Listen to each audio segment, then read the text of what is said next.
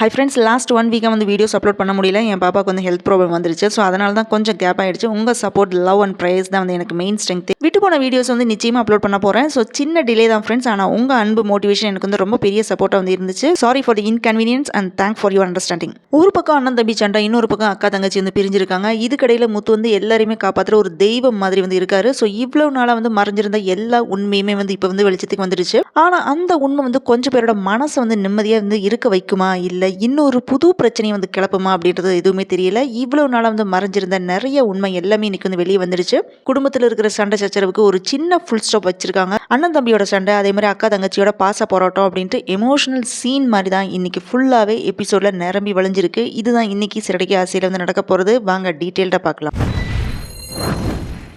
இன்னைக்கு எபிசோடில் பார்த்தீங்கன்னா, ரவி வந்து சாப்பிட உட்காரும்போது நிம்மதியாக வந்து சாப்பிட நினைக்கிற நேரத்தில் தான் ஸ்ருதி வந்து ஒரு பிளேஃபுல் மூடில் வந்து சேட்டை பண்ணுறாங்க. அவன் சாப்பிட்ற சாப்பாட்டில் உப்பு அதிகமாக வந்து கொட்டிடுறாங்க. இந்த மாதிரி வந்து ஸ்ருதி வந்து சேட்டை பண்ணிட்டு இருக்கும்போது தான் ரவி வந்து ஷாக் ஆகிறான். அடுத்த செகண்டில் சிரிச்ச மாதிரி என்னதான் ஆக்ட் பண்ணனாலுமே காமாக இருக்கிறான். ஆனால் அவனோட ரிவெஞ்ச் மைண்ட் வந்து ஆக்டிவேட் ஆகுது. பதிலுக்கு ரவி வந்து சளைக்கல. அப்போ ரவி வந்து லைட்டாக ஒன்று ட்ரிக் ஒன் பண்ணி ஸ்ருதி வர வழியில் பேலன்ஸ் மிஸ் ஆகிற மாதிரி வச்சு அவங்கள வந்து கீழே தள்ளி விட்டுறாங்க. இந்த மாதிரியே ரவி வந்து அவன் பழிய தீர்த்துக்கிறான். ஸோ பார்க்குற நமக்கு என்ன ஃபீல் வரும்னு பார்த்தீங்கன்னா, இவங்க என்ன சின்ன புலத்தனமாக சண்டை போட்டுட்டு இருக்காங்க மாதிரி இருந்தாலுமே பின்னாடி அந்த மிஸ் அண்டர்ஸ்டாண்டிங் தான் சீரியலோட பேக் போனா வந்து ஃபீல் ஆகிற மாதிரி வந்து காமிச்சிருக்காங்க.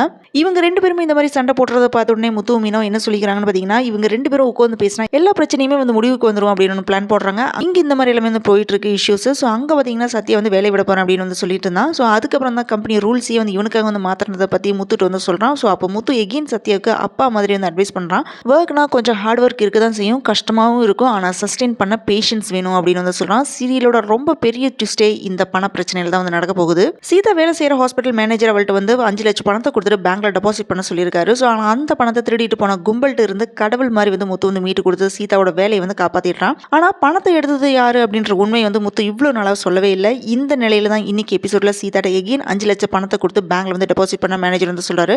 ஒரு தடவை பட்டதே போதும் அப்படின்னு சீதா என்ன சொல்றான்னு பார்த்தீங்கன்னா, சார் ஒன்ஸ் ப்ராப்ளம் வந்துடுச்சு அப்படின்னு ரெஃப்யூஸ் பண்றா. மேனேஜர் வந்து வற்புறுத்துறாங்க. வேற வழி இல்லாமல் சீதாவும் செக்யூரிட்டியோட ஹெல்ப்ல வந்து ஆட்டோவில் ஏறி போயிடுறாங்க. அப்போ ஆட்டோ டிரைவர்கிட்ட வழியில எங்கேயுமே நிறுத்த வேணா, டேரக்டா பேங்குக்கு போகணும் அப்படின்னு ஆட்டோ டிரைவர்கிட்ட சீதா வந்து சொல்றான். ஆனா விதி வேற மாதிரி வந்து பிளான் பண்ணுது. போற வழியில சீதாவோட மாமா முத்துவை வந்து பார்த்த ஆட்டோ டிரைவர் ஆட்டோவை நிறுத்திட்டு ஒரு நிமிஷத்துல பேசிட்டு வரேன் அப்படின்னு வந்து சொல்றாரு. சீதா வந்து வெயிட்டிங்ல இருக்காங்க. ஸோ ரொம்ப நேரம் ஆகியுமே அவர் வராதனால சீதா அவங்களை வந்து தேடி போறா. அங்க போய் பார்த்தா சீதா வந்து ஷாக் ஆகுறாங்க. டிரைவர் என்ன சொல்றான்னு பார்த்தீங்கன்னா, அந்த டைம்ல நான் தான் வந்து பணத்தை எடுத்தேன், ஆனா உன்னை சிக்க வைக்காத மாதிரி அந்த பணத்தை போலீஸ் கிட்ட கொடுத்தது உங்க மாமா முத்து தான் அப்படின்ற உண்மையை சீதா வந்து சொல்லிடுறான். ஸோ இந்த உண்மை தெரிஞ்சதுமே சீதாவோட ஃபேஸ் வந்து அப்படியே வந்து ஃப்ரீஸ் ஆகுது. அவளோட கண்ணில் பார்த்தீங்கன்னா நம்ப முடியாத சர்ப்ரைசிங்கா வந்து இருக்கு. எனக்காக முத்து மாமா இவ்வளோ ஹெல்ப் பண்ணியிருக்காரு அப்படின்னு சீதா ரொம்ப ஃபீல் பண்றாங்க. ஸோ அங்கேயே முத்துட்டு வந்து மன்னிப்பு கேட்கறாங்க. இதுக்கப்புறம் பார்த்தீங்கன்னா இமோஷனல் வந்து பீக்ல தான் வந்து இருக்க போகுது. இங்க இந்த மாதிரி எல்லாமே வந்து போயிட்டு இருக்கு. மீனா என்ன பண்றாங்கன்னா, அவங்க அம்மா வீட்டுக்கு போறாங்க. அப்போ மீனா வந்து சீதாவை பத்தி பேசி அழுது புலம்பிட்டு இருக்காங்க. அவ தான் வந்து என்னோட ஃபர்ஸ்ட் குழந்தையே, அவ கூட பேசாம இருக்க என்னால முடியல அப்படின்னு புலம்பிட்டு இருக்கும்போது சீதா வந்த உடனே மீனா வந்து கட்டிப்பிடிச்சு மன்னிப்பு கேட்கறாங்க. முத்து மாமானால தான் எனக்கு வந்து வேலை கிடைச்சிருக்கு அப்படின்ற உண்மையை வந்து சீதா வந்து சொல்றா. இனி யார் சண்டை போட்டாலும் நான் உங்க கூட பேசாம இருக்கவே மாட்டேன் அப்படின்ட்டு மீனாட்ட சீதா சொல்றா.